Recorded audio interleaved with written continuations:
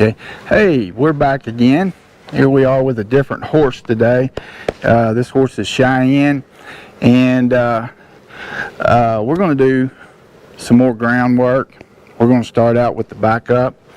But, one thing I want to talk to you about before we get started is that anytime you say you purchase a new horse, or you're riding somebody else's horse and you evaluate them before you get on them, you're going to be, well, let's just say that you bought your first horse, you got your horse home, you've studied the different types of fundamentals and so forth to build that relationship and to get your horse soft.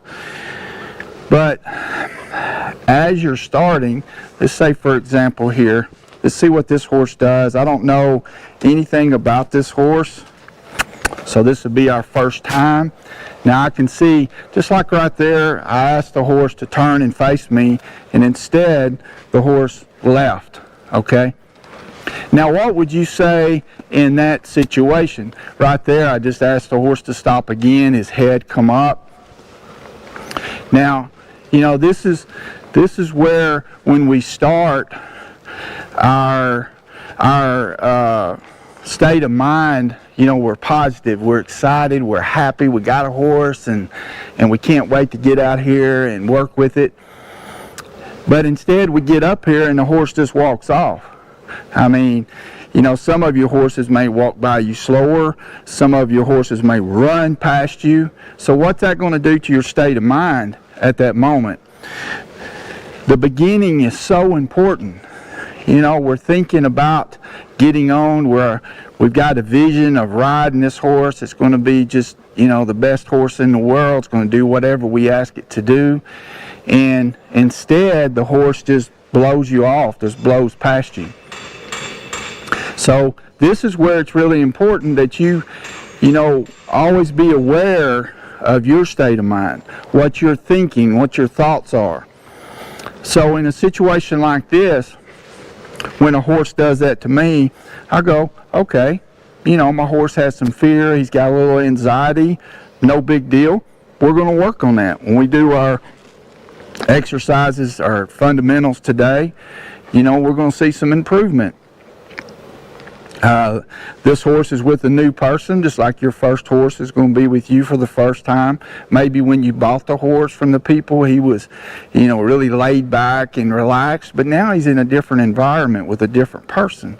So that's just part of our job as leadership. It's no big deal. So if you feel yourself starting to get a little worried or frustrated, go, whoa, whoa, whoa. I got to change that thought. I got to get rid of that feeling, and I need to just stay, hey, I need to observe. I need to learn today.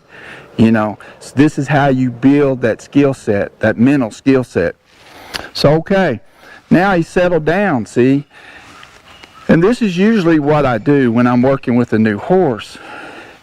A horse's instinct says when you're a little nervous, you need to move your feet. You need to move. Sometimes the horse will go forward. Sometimes the horse may back up. There's some horses that would have backed up away from me then. But I'm just taking it as, hey, this is cool. I'm seeing this horse's true instinct right now. His God-given ability. This is pretty cool. So when we talk about working with the horse's instinct, not against it, just that right there, what a lot of people would have done, immediately they would have done this right here. Now, we may do this later on in the training, but not at just, I want to give a good first impression. I want to give that impression of, I'm not going to hurt you, I understand you, and I want to be your leader. Not, I want to be your boss. This right here is saying, I want to be your boss. What happens is the adrenaline goes back up even higher than what it was, and that horse is like, whoa, wait a minute. This guy's not even giving me time to feel good, to feel comfortable with him in my surroundings. So back to this is what I do is when I'm meeting a horse for the first time and he needs to move, I know that's his instinct and I don't want to work against it, so I'm going to let him move. I'm going to let him make his trip. He may want to make 4 or 5 circles around me, and that's Okay. You know, it's okay. I'm going to stay here, and I'm just going to stay calm, and I'm going to watch him. I may even take the pressure off of him and just let him do what he needs to do, because this is how it's going to end up. Eventually, he's going to come to you. He's going to go, okay, I got that off my chest. And, you know, I may have to do it again, and that's okay. This is part of building a relationship. Think about it when you meet somebody for the first time. You know, you're a little bit obvious or curious, and then also maybe a little concerned. Maybe they say something that doesn't make you comfortable or feel comfortable, and you go, oh man, I don't know if I want to be around this person. But then the longer you're around them, you get to see that they're a really good person, and the reason they said what they said earlier, it didn't really mean what you thought it meant, and you could have ruined or that could have been a good relationship for you. So same thing. This is where the understanding comes in. We have to understand this. Okay,